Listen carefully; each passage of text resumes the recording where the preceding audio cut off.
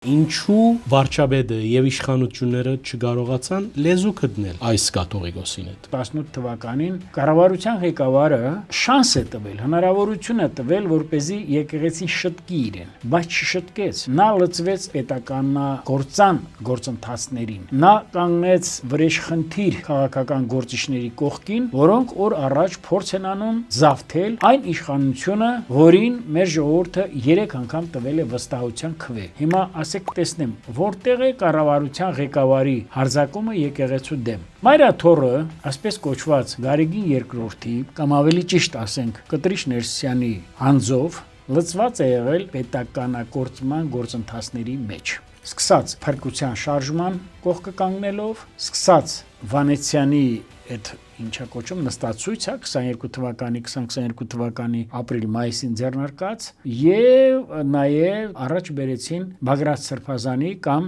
այսօր արդեն կարող ենք ասել Վազգեն Գալստանյանի կերպարով 2024 թվականի մարտ ամսին ստեղծեցին մի շարժում, որը կոչում էր Փրկություն հանուն Տավշո, բայց երբ եկավ Երևան, հենց այնտեղից ուղղություն վերցրեց, ես այդ օրերին գտնվում եմ այնտեղ Տավուշում։ Ես ասացի, եթե սրանք պիտի սլաք ուղղեն դեպի Երևան, սա լինելու է իշխանության դեմ ուղղված շարժում։ Այդպես էլ եղավ։